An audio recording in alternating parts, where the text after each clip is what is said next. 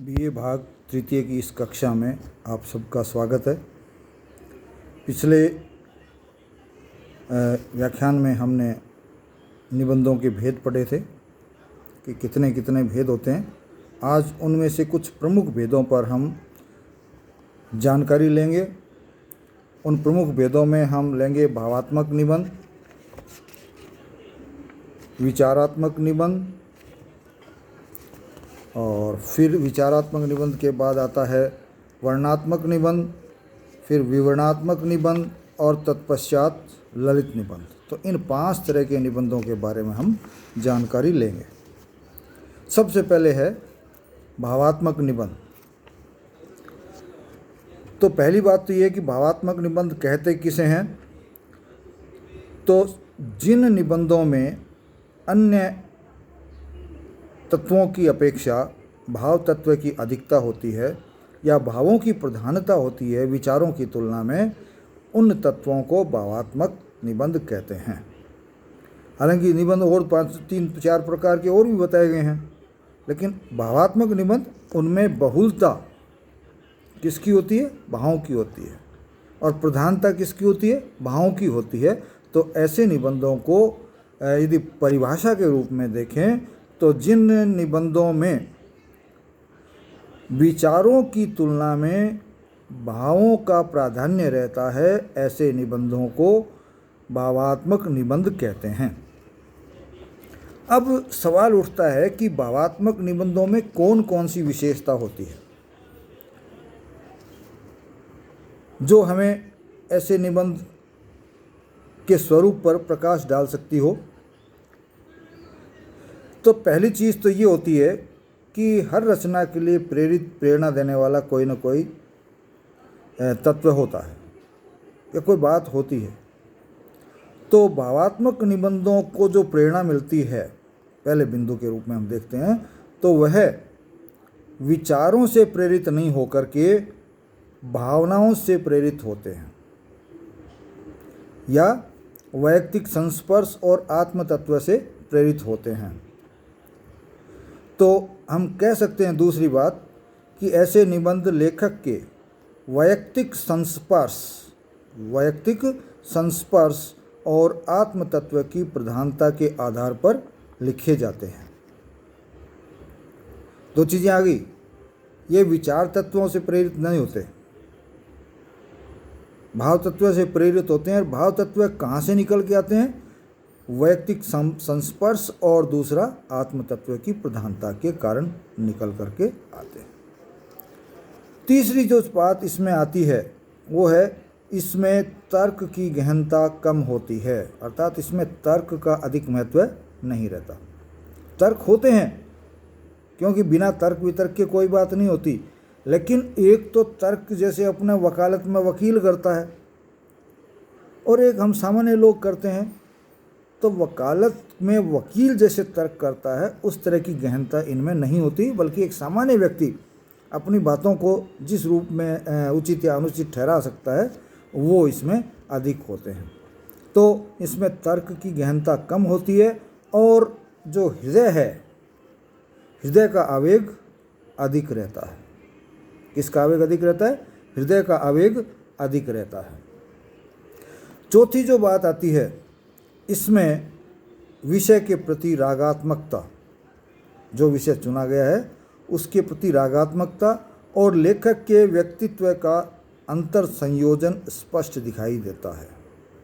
इन निबंधों में विषय के प्रति रागात्मकता और लेखक का व्यक्तिगत या व्यक्तित्व जो होता है, उन दोनों के बीच में अंतर संयोजन दिखाई देता है। यहाँ रागात्मकता को क्या ले सकते हैं हम? किसी चीज़ के प्रति लगाव जो है उसको हम कह सकते हैं कि रागात्मकता कहें, या और कोई जो आप जिस चीज़ को जानते हो रागात्मक रूप से, कि किसी चीज़ के प्रति जो एक लगाव होता है, किसी चीज़ के प्रति जो एक कहते हैं कि हमारा जो आकर्षण होता है वो उसको हम राग कह सकते हैं।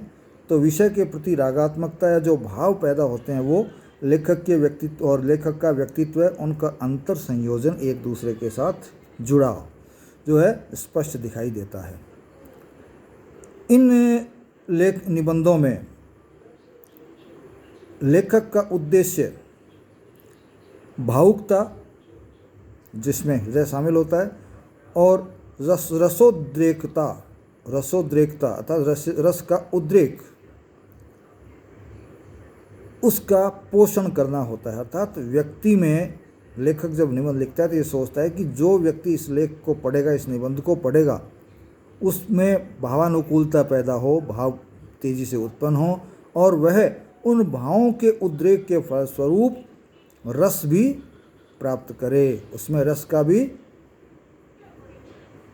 क्या हो, व्युत्पत्ति या निष्पत्ति। रस की हमेशा निष्पत्ति होती है, न कि व्युत्पत्ति होती है। तो रस की उसमें निष्पत्ति हो। अब इसका परिणाम क्या होता है? जब भावुकता की तरफ ज़्यादा ध्यान दिया जाएगा, रस की तरफ ज़्यादा ध्यान दिया जाएगा, तो भावावेग तीव्र होता है। भावावेग तीव्र होता है, और उस तीव्र भावावेग का परिणाम क्या निकलता है कि बीच बीच में निबंधकार अपने विषय से भटक जाता है। अपनी बात को कहते कहते अन्य कहीं पहुंच जाता है और वहाँ की चर्चा कर देता है, लेकिन एकदम से टूटता नहीं है उसका जो संबंध है निबंध से, अपनी मूल बात से, बल्कि कुछ देर पश्चात वापिस वो संबंध उसी विषय से स्थापित कर लेता है। तो चूंकि भावावेग है, तीव्र है, तो उदाहरण के रूप में या सहायक कथा के रूप में या सहायक विषय वस्तु के रूप में वो कहीं अन्य चला जाता है, लेकिन उसको वापिस जोड़ते हुए वहीं संबंध स्थापित कर लेता है। अब इसका परिणाम क्या होता है कि ऐसे निबंधों में गंभीरता का थोड़ा अभाव रहता है। लेकिन हम ये नहीं कह सकते, और यदि कहते हैं तो बिल्कुल गलत होगा, कि निबंधों में गंभीरता का अभाव होता है। पूरी तरह से नहीं, गंभीरता है, लेकिन वो गंभीरता नहीं है जो कि किसी वैचारिक निबंध में हो सकती है। तो वैचारिक निबंधों की तुलना में इसमें गंभीरता का अभाव रहता है या कमी रहती है। और उसका परिणाम क्या होता है? भाव उत्पन्न होने से और विषय बदलने से थोड़ा सा अभिरुचि ज़्यादा पैदा हो जाती है, तो उस निबंध का प्रभाव भी जल्दी और अच्छी तरह से उत्पन्न हो जाता है। तो इन निबंधों में प्रभावोत्पादकता भी वर्तमान रहती है या उपस्थित रहती है, या ये निबंध अपना प्रभाव उत्पन्न करने में पूरी तरह से सक्षम रहते हैं। और ऐसे निबंधों में जहाँ तक मूल्यों का सवाल है, भाई हर साहित्य की रचना जो है किसी न किसी मूल्य को लेकर के चलती है। मूल्य एक तो होते हैं लंबे समय वाले, एक होते हैं तात्कालिक, और जिसको हम ये कह सकते हैं कि सामयिक। तो ऐसे निबंधों में कोई आगे पीछे के ज़्यादा मूल्यों या उन मूल्यों का प्रभाव आगे तक रहे या भूत से भी चलता आया हो, ऐसी कोई ज़रूरी बात नहीं होती, बल्कि ऐसे निबंधों में जो मूल्य लिए जाते हैं वो प्राय सामयिक होते हैं। अर्थात उस समय जिन मुद्दों पर बात चल रही होती है, जिन मूल्यों में या तो विक्षेप मिलता है या जिन मूल्यों पर ज़्यादा ध्यान दिया जा रहा होता है, उन पर ये ज़्यादा, जैसे मान लो किसी समय विधवा विवाह की परंपराएं नहीं होती थी, विधवाओं के साथ बुरा व्यवहार चलता था, तो विधवाओं के विवाह की चर्चा राजा राममोहन राय ने चलाई थी, तो वो सामयिक मुद्दा था। उस पर यदि कोई निबंध लिखा जा रहा था तो वो सामयिक निबंध था। तो ऐसे मुद्दे सामयिक अधिक होते हैं, जिससे कि उस समय के जो लोग होते हैं, तो उस समय विशेष के लोग तो प्रभावित हो जाते हैं, लेकिन जब उस विषय की प्रासंगिकता समाप्त हो जाती है तो कुछ समय पश्चात ऐसे निबंध, जैसे उस विषय की प्रासंगिकता खत्म हो जाती है, प्रभाव कम हो जाता है, तो ऐसे निबंधों का प्रभाव भी उसके परिणाम स्वरूप समाप्त हो जाता है या कम हो जाता है। ठीक, उसके अलावा ऐसे निबंधों में एक और खासियत होती है, एक और विशेषता होती है, वो ये है कि ऐसे निबंधों की भाषा अक्सर काव्यात्मक होती है या काव्यात्मकता के अधिक निकट रहती है। क्यों? भावों के प्रकट करने के लिए, अच्छी तरह प्रकट करने के लिए हम साहित्य की किस विधा को काम में लेते हैं? काव्य, कविता। तो ऐसे निबंध भी कविताओं की, या तो इनमें कविताओं या काव्य के टुकड़ों का खूब उपयोग होता है, या फिर भाषा इस तरह से प्रवाहमयी बनाई जाती है कि वो गद्य की बजाय पद्य अधिक लगता है। तो ऐसे निबंधों की जो भाषा है वो काव्यात्मक भाषा होती है। इसलिए इसमें जो ऐसे निबंधों में साहित्यिकता का अधिक समावेश रहता है। निबंध और भी होते हैं, लेकिन साहित्यिक निबंध जहाँ तक सवाल उठता है वो ज़्यादा साहित्यिकता होने के कारण उनको हम साहित्यिक निबंध भी कहते हैं। अतः ऐसे निबंधों को गद्य काव्य के अंतर्गत भी लिया जाता है। कुछ लोगों ने एक नई श्रेणी बना दी निबंधों की, ऐसे निबंधों की जिनमें की काव्यात्मकता या काव्यात्मकता अधिक होती है, तो ऐसे निबंधों को गद्य काव्य भी कह देते हैं। जिनमें कि काव्यात्मक शैली का, जब ऊपर कहा है कि ऐसे निबंधों में भाषा कैसी प्रयुक्त होती है, काव्यात्मकता युक्त भाषा प्रयोग में ली जाती है, तो ऐसे निबंधों को क्या कहते हैं? इसमें काव्यात्मक शैली का प्रयोग भी होता है। तो ऐसे निबंध प्राय कौन सी शैलियों में लिखे जाते हैं? वो आप जानते हैं कि जिस तरह से धारा होती है, जिस तरह से तरंग होती है, और जिस तरह से विक्षेप होती है, तो वो शैलियाँ, 3 तरह की शैलियाँ ऐसे निबंधों में अक्सर प्रयोग में ली जाती हैं। धारा, एक धारा के रूप में धीरे धीरे प्रवाहित होते रहते हैं। तरंग, जिसमें थोड़ा बहुत पानी ऊपर नीचे होता है, तो विचार भी ऊपर, कभी ऊंचाई भाव तेज होते हैं, कभी थोड़े नीचे आते हैं, कभी तेज। और विक्षेप शैली में भावनाओं का जो है विक्षेपण बहुत ज़्यादा हो जाता है, विषय से भटकाव भी हो जाता है, यहाँ तक वो विक्षेपण हो जाता है। तो ये तो इनकी विशेषता हो गई। अब इसके साथ थोड़ा सा और देख लेते हैं, इनका उपविभाजन होता है। हमने भावात्मक निबंध तो देख पढ़े थे, समझ लिए। तो अब जब इतनी विशेषता इनमें है, तो इनमें कुछ भेद भी किए होंगे। तो विचारकों ने, हमारे विद्वानों ने, हमारे आचार्यों ने काफ़ी सोच विचार करके कुछ भेद निबंधों के बनाए हैं, ऐसे निबंधों के। तो 2 प्रकार से भेदों की हम यहाँ चर्चा करेंगे। पहला जो वर्गीकरण इनका किया गया है वो है, उसके अनुसार 3 प्रकार के निबंध पाए जाते हैं। भावात्मक निबंध 3 प्रकार के होते हैं। पहला कल्पना प्रधान भावात्मक निबंध, दूसरा अनुभूति प्रधान भावात्मक निबंध, तीसरा हास्य व्यंग्य प्रधान भावात्मक निबंध। कौन कौन से? कल्पना प्रधान भावात्मक निबंध, अनुभूति प्रधान भावात्मक निबंध और हास्य व्यंग्य प्रधान भावात्मक निबंध। अब कल्पना प्रधान भावात्मक निबंधों में क्या विशेषता हो सकती है? इनमें किसी भी विषय वस्तु का, घटना का शब्द चित्र पैदा किया जाता है, शब्द चित्र प्रस्तुत किया जाता है। इस तरह से अपनी बात को निबंधकार लिखता है कि उनका एक चित्र सा उत्पन्न हो जाता है, हमारे मनोमस्तिष्क में एक छवि बन जाती है।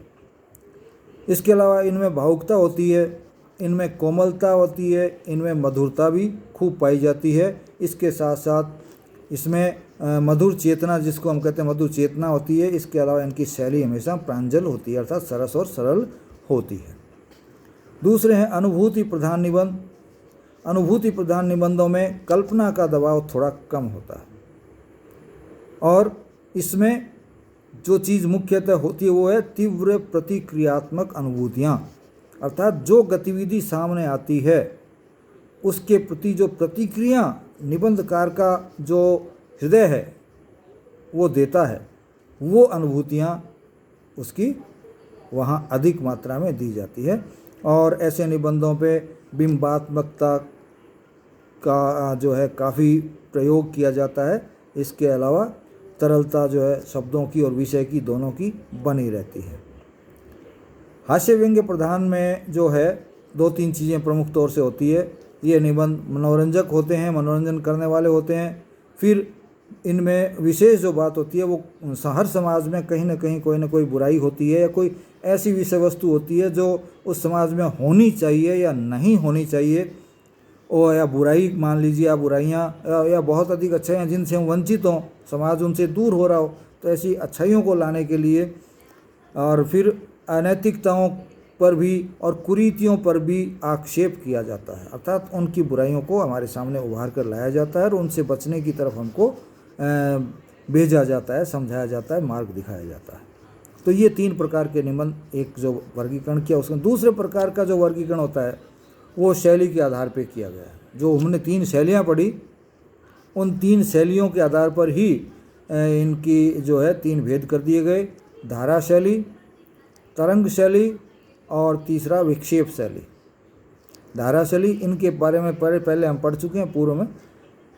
धारा शैली, तरंग शैली और विक्षेप शैली। अब यदि लेखकों के नाम किन के निबंध जो है इस श्रेणी में आ सकते हैं, उनमें हम कह सकते हैं कि धारा शैली में सरदार पूर्ण सिंह के निबंध आ जाते हैं, तरंग शैली में माखनलाल चतुर्वेदी के निबंध आ जाते हैं, विक्षेप शैली में वियोगी हरि के निबंध आ जाते हैं। तो अब हम एक प्रश्न पूछते हैं और तत्पश्चात इसको समाप्त कर देते हैं। एक प्रश्न बनता है, भावात्मक निबंध क्या होते हैं? उनकी विशेषताओं को स्पष्ट करते हुए ये कितने प्रकार के होते हैं, उन भेदों का विवरण लिखिए। भावात्मक निबंध क्या होते हैं, परिभाषा लिखते हुए उनके विशेषताओं को स्पष्ट कीजिए तथा उनके भेद कितने होते हैं उनका विवरण दीजिए। ये 3 हिस्सों में ये प्रश्न बंट जाता है। तो यहाँ आकर के हम अपने इस संवाद को विराम देते हैं। इसी के साथ आपका बहुत बहुत धन्यवाद।